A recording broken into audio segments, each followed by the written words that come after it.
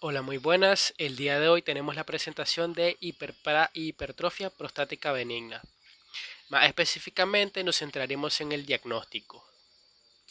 Entre los ponentes tenemos Humberto Jesús Cruz Morales, mi persona, Adriana María Güembes Villarreal y Reinaldo José Madrigal Castillo.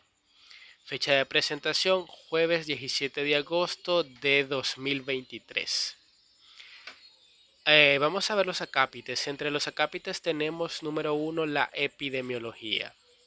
Número 2 el interrogatorio al paciente. Número 3 el examen rectal.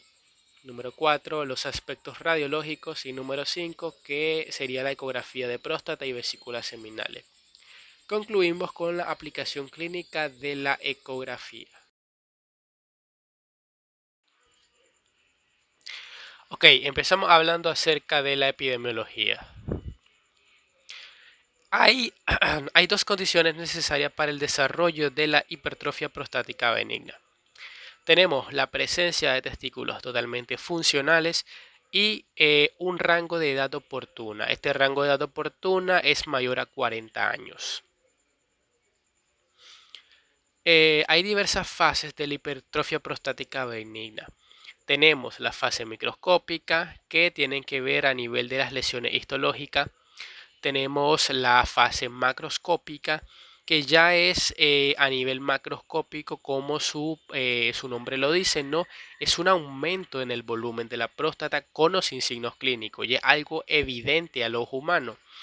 Luego tenemos la clínica, que básicamente la fase clínica es cuando ya empiezan a aparecer todos los signos, los síntomas clínicos del prostatismo, y está muy bien definido.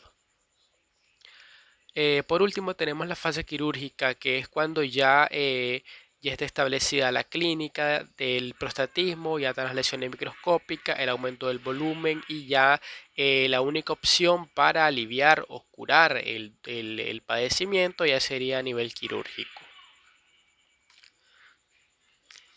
Entonces, en esta imagen podemos ver las distintas fases de las que les estaba hablando, ¿verdad? Aquí está a nivel microscópico, podemos ver un corte histológico. Luego tenemos la parte macroscópica.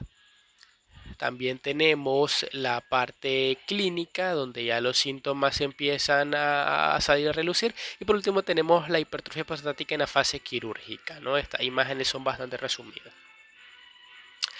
A continuación se demuestra una gráfica de prevalencia, eh, una prevalencia que va en base a los grupos de edad. Y como podemos observar, la línea más discontinua, es decir, la línea que se encuentra más abajo, va a representar lo que sería el padecimiento en su fase microscópica. Luego tenemos la segunda línea, es decir, la línea en medio, que nos está hablando del padecimiento en su fase quirúrgica. Y por último, la más grande, que es el padecimiento en su fase macroscópica. Ahí podemos ver el nivel de incidencia con respecto a los rangos de edad, ya que es lo que estábamos comentando hace un momento. A mayor rango de edad o a mayor edad tenga el paciente, mayor prevalencia va a haber de padecer la hipertrofia prostática benigna. Aquí tenemos también más acerca de la prevalencia, ¿no? A nivel microscópico te dice que el 75 al 85% de los hombres mayores a 40 años desarrollarán la hipertrofia prostática en su fase microscópica. En la parte macroscópica dice que la investigación realizada en los años 50 muestran una prevalencia muy inferior de la hipertrofia prostática macroscópica con respecto a la microscópica. No obstante, en estudios más recientes ya muestra una correlación de prevalencia, es decir, hay una prevalencia de la hipertrofia prostática benigna tanto a nivel microscópico como macroscópico por igual. También tenemos el apartado clínico, ya donde tenemos las condiciones, la sintomatología, ya la clínica. Y aquí menciona algo muy importante. La hipertrofia prostática benigna macroscópica es una condición necesaria pero no suficiente para desarrollar una clínica. ¿Qué quiere decir esto? De que a pesar de que la próstata ya sufra cambios a nivel macroscópico, como puede ser un crecimiento salido de los rangos normales, no necesariamente va a indicar de que el paciente ya tenga los aspectos clínicos, ¿no? Entonces una persona puede tener aumentado, por ejemplo, la próstata de tamaño y no necesariamente presenta los signos típicos de prostatismo. Ok, entonces para variar aquí están los factores presentes para el desarrollo de la hipertrofia prostática benigna. Estos factores, por ejemplo, son como la etnia y la raza, mayormente dice que se da en personas negras.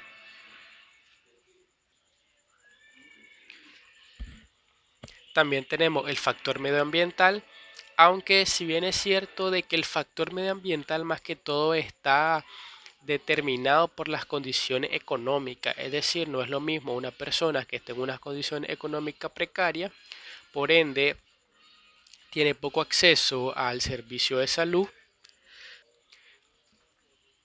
a una persona que tiene un gran acceso al servicio de salud. Entonces, si tenés menos acceso al servicio de salud, por supuesto de que tenés más tendencia a desarrollar esto sin que te des cuenta y de que evolucione de una manera bastante significativa, ¿ya? Entonces, a eso se refiere más que todo el factor del medio ambiente. Tenemos la alimentación, los hábitos sexuales, el tabaco y las patologías asociadas que ya, por ejemplo, te entraría la hipertensión y la diabetes. Cuestionario al paciente. El interrogatorio es un elemento importante del examen del paciente que presenta prostasis. Como objetivo tenemos 4. Evaluar los signos funcionales de la enfermedad y cuantificarlos para establecer una base de comparación. 2. Buscar posibles complicaciones de la enfermedad o elementos de gravedad. 3. Realizar una anamnesis completa, en particular buscando enfermedades, ya sean neurológicas o diabetes, que pueden tener manifestaciones urológicas en forma de prostatismo. 4. Conocer el estado de la vida sexual del paciente porque determinados tratamientos ofrecidos, en particular el quirúrgico, podían influir en él. Preguntas sobre los signos funcionales. Los signos funcionales pueden ser arbicalificados en su totalidad como signos de obstrucción cérvico-prostático o irritación de la vejiga. En los signos de obstrucción tenemos lo que es la debilidad del chorro, la presión abdominal, la espera para orinar, la micción intermitente y la sensación de que la vejiga no se vacía y el final de la micción gota a gota. En los signos de irritación vesical tenemos la poliaquia diurna y sobre todo nocturna. En la cuantificación de los signos funcionales de naturaleza subjetiva son difíciles de precisar tanto para el paciente como para el médico. Por eso es importante encontrar un sistema que cuantifique la intensidad de esta sintomatología y estandarizarla, ya que esto permitirá seguir mejor la evolución de un mismo paciente y comparar con mayor precisión los resultados de distintos métodos terapéuticos. Al paciente se le deben de hacer otras preguntas que también son interesantes de hacer. Ya estas preguntas pueden ser preguntas relativas a la historia, cómo se establecieron los síntomas, si rápidamente, si gradualmente, si muy poco. También buscar antecedentes de intervenciones o de traumatismo en la pelvis menor. Buscar antecedentes de enfermedades venéreas, en particular la gonorrea, ya que ésta tiene mayor riesgo de estenosis. Buscar una patología asociada que pueda dar manifestaciones urinarias de algún tipo de prostatismo, diabetes o alguna enfermedad neurológica. Especificar los fármacos que el paciente toma y en particular los que pueden influir en la urodinamia vesical. También le hemos de hacer preguntas en busca de algunas complicaciones y signos de gravedad, si el paciente presentaba hematuria o cálculos en la vejiga o infecciones en el tracto urinario. Después del interrogatorio vendría el examen físico. En estos casos, en estos pacientes, el examen físico es un examen rectal digital y un examen neurológico. también un examen de orina por tiras y solicitar una prueba de creatinina plasmática. En esta tabla podemos observar la puntuación de la intensidad de los síntomas. Los síntomas prostáticos, según la OMS, se basan en la respuesta 7 sobre síntomas urinarios entre 5 posibles respuestas que indiquen un aumento de la severidad de una sintomatología particular. A cada respuesta se asignará una puntuación del 1 al 5. Por lo tanto, la puntuación total, simbolizada por la letra S, puede oscilar entre 0 y 35. Esto sería asintomático o muy asintomático. En la parte de abajo podemos ver la puntuación del impacto de los síntomas en la calidad de vida, ya que el impacto de los síntomas de la calidad de vida del paciente es variable, lo que es aceptable para uno e inaceptable para otro. Por esto es que la Organización Mundial de la Salud también recomienda utilizar una pregunta para evaluar la calidad de vida. La puntuación de la calidad de vida simboliza por la letra L. La respuesta a esta pregunta puede variar de muy feliz a muy feliz, es decir, de 0 a 6, de L a 0.6. Todo el sistema estará expresado por las dos letras S, L y S. Así, una persona moderadamente sintomática, a la que no le molesta mucho la sintomatología, podría describirse de la siguiente manera: S24 o L3. Otra persona que no tolere mal el dolor puede tener una puntuación de S24.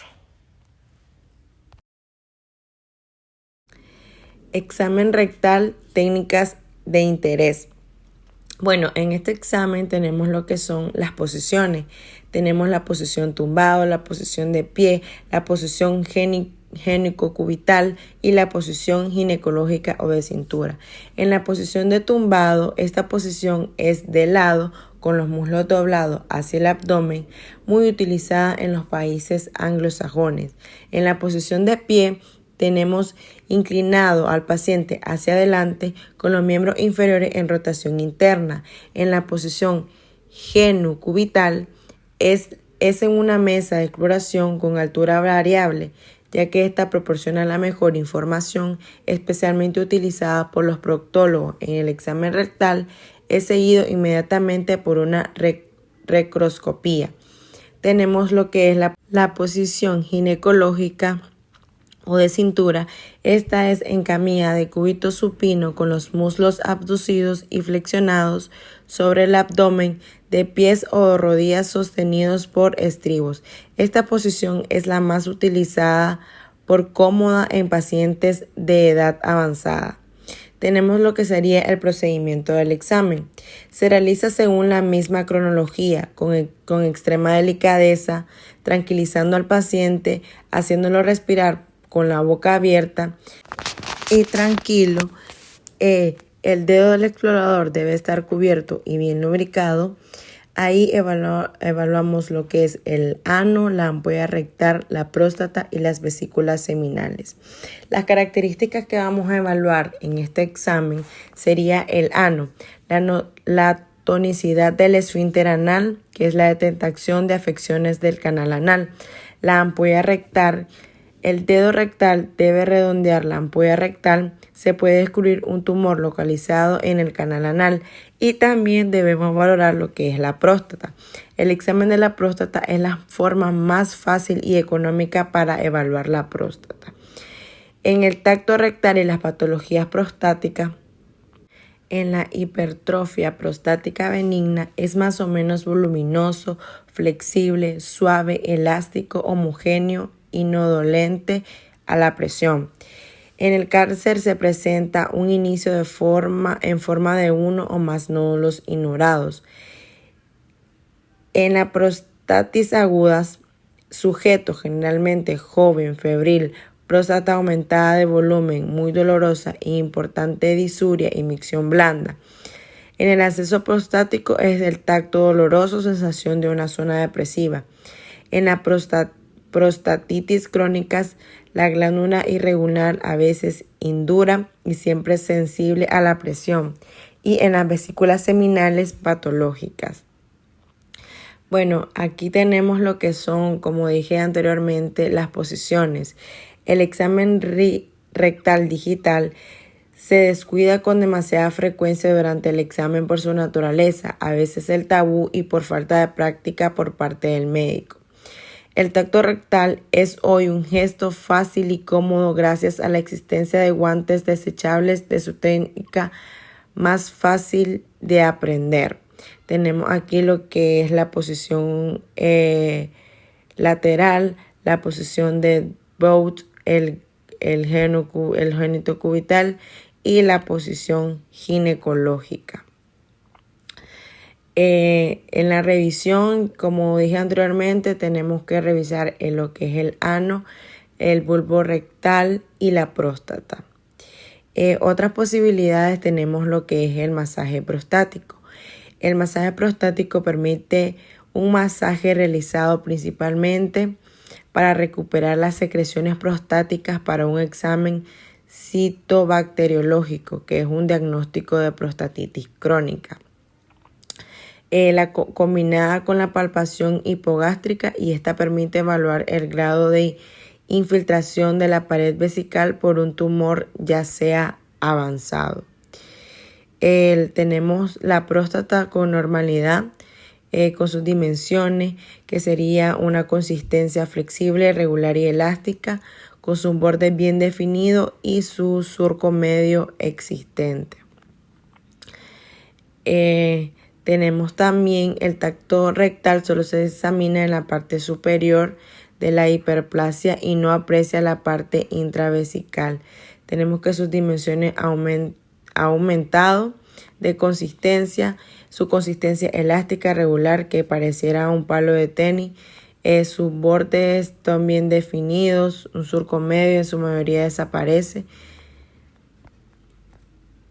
Y en el cáncer sus dimensiones varían dependiendo de la etapa.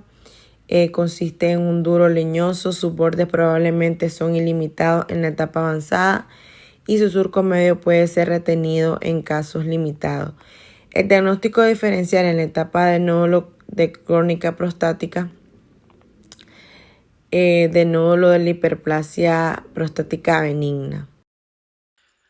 Ahora vamos a hablar acerca de los aspectos radiológicos.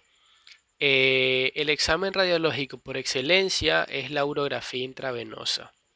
Esta permite el estudio del tracto urinario tanto superior e inferior.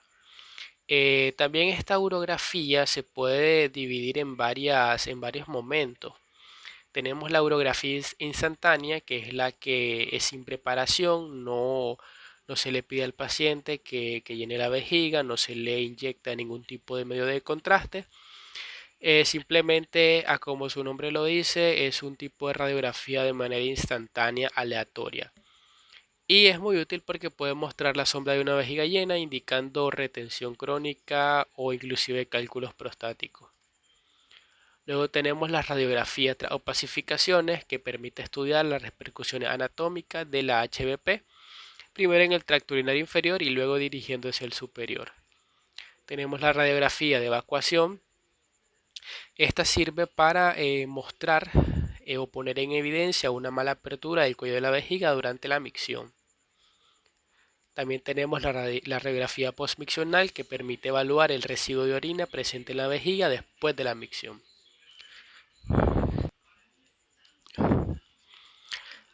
Otra técnica es la uretrografía retrógrada. Esta es bastante mencionada. El punto es que permite obtener mejores imágenes radiográficas del sector cérvico-prostático. Proporciona poca ayuda en la evaluación de la HPV y pues más que todo se utiliza en el diagnóstico de las complicaciones secundarias al tratamiento quirúrgico. Es decir, no sirve propiamente para la evaluación de la patología, sino que para las complicaciones o consecuencias del tratamiento quirúrgico de esa patología.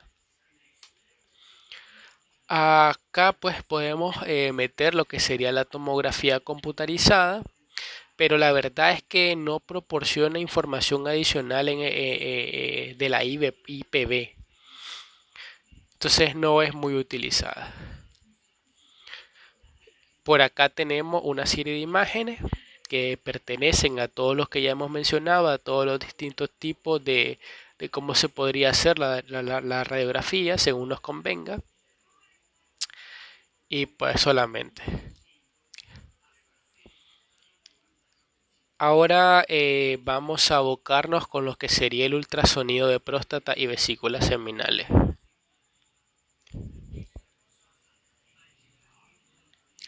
La ecografía ha ocupado un lugar muy importante en la evaluación de la próstata y vesículas seminales. La ecografía de hecho es muy importante. Hay dos formas de hacer la ecografía.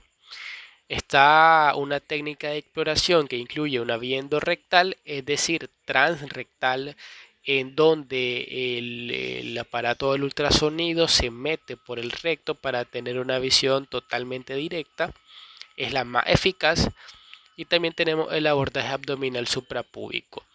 Aquí se obtienen diferentes secciones, tanto longitudinales, transversales y oblicuas, variando ángulos a voluntad. Aunque la verdad no es muy bueno para evaluar las vesículas seminales.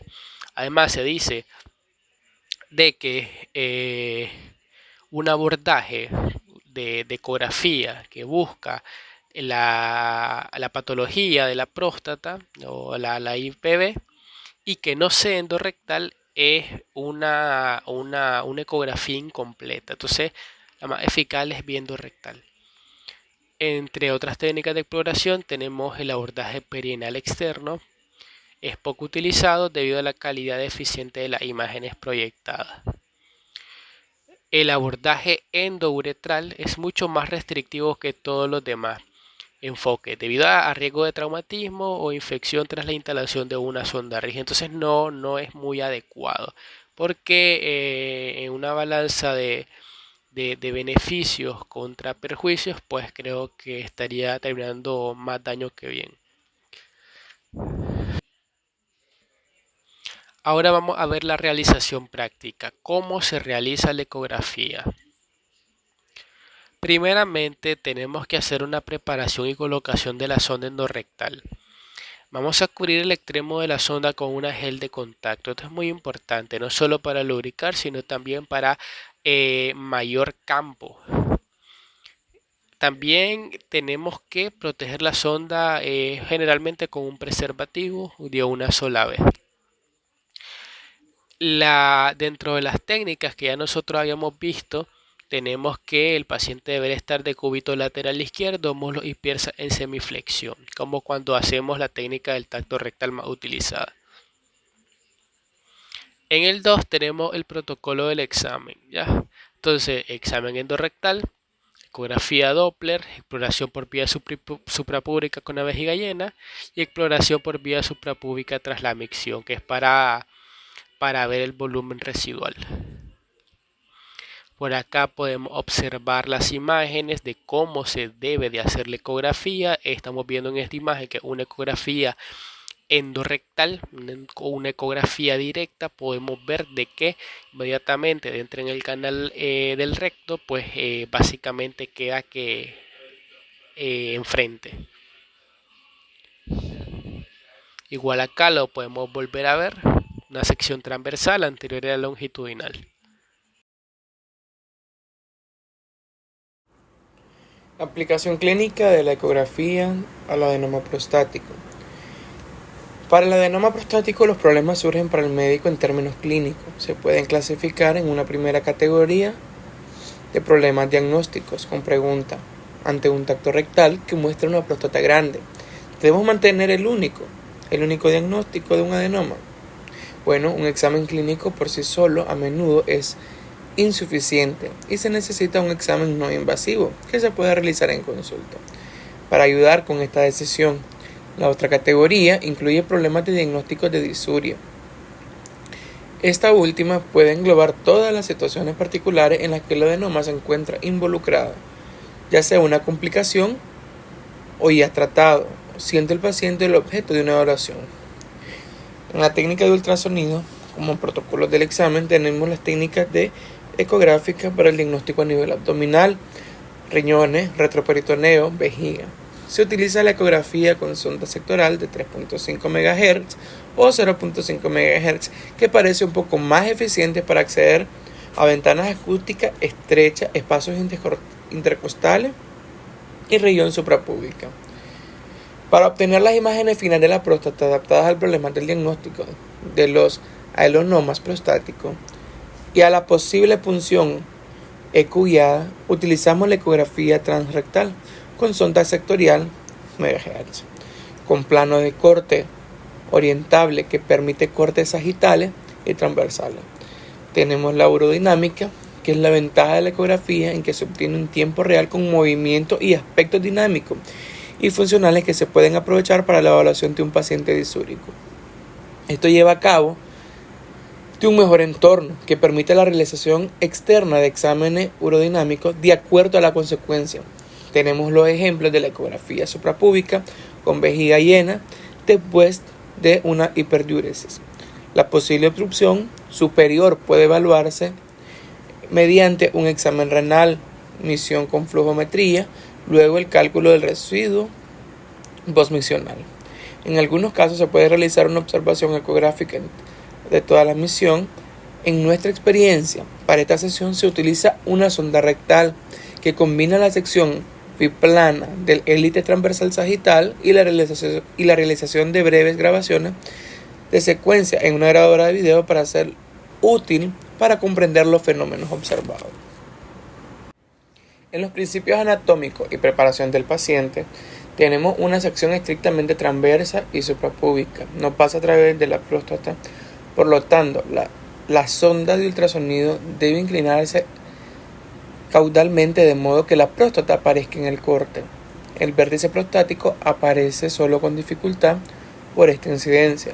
El llenado de la vejiga puede facilitar la visualización de la próstata, ampliar ventanas acústicas. Sin embargo, la distensión excesiva de la vejiga puede empujar la próstata más hacia abajo del pubis.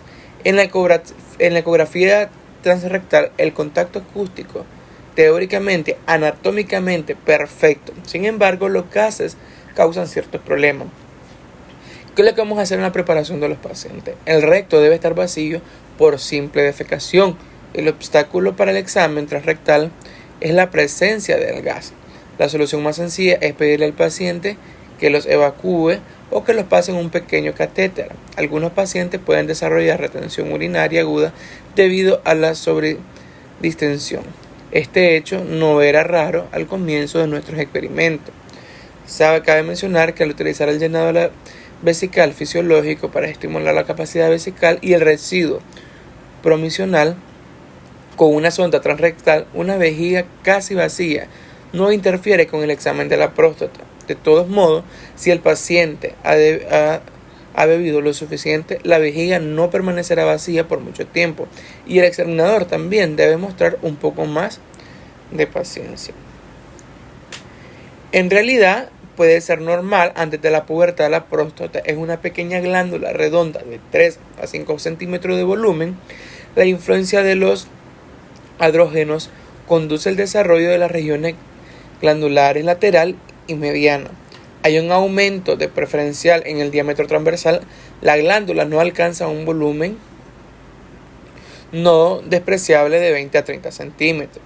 Sus diámetros habituales en adultos son transversal de 35 a 40 milímetros, antero-posterior de 20 a 25 milímetros, cráneo caudal de 35 a 40 milímetros. Es posible realizar mediciones más precisas por vía transrectal de cada elemento de la próstata central y periférica. También es fácil identificar lo que equivale a las vesículas seminales, la posición y la relación de la próstata con la vejiga y el cuello vesical, así como la forma del cuello. Debe especificarse en la ecografía la estructura histológica. Se puede evaluar aproximadamente el tejido glandular. Es más ecogénico y el tejido muscular es menos ecogénico. La topografía de estas estructuras ecogénicas reproduce la arquitectura descrita en su anatomía. Las secciones transversales demuestran el alto grado de simetría. Después de 50 años, la próstata puede estar efectivamente más o menos agrandada por el adenoma. Con la edad, la próstata puede mantener un aspecto bastante normal, es decir, idéntico al descrito anteriormente, con las medidas que ya se mencionó. Sin embargo, es posible a esta edad encontrar áreas de ecoestructura anormal. Actualmente no es posible decir si estas anormalidades a temprana prefiguran en el desarrollo de la hipertrofia benigna. Es decir, puede ser también en un paciente asintomático.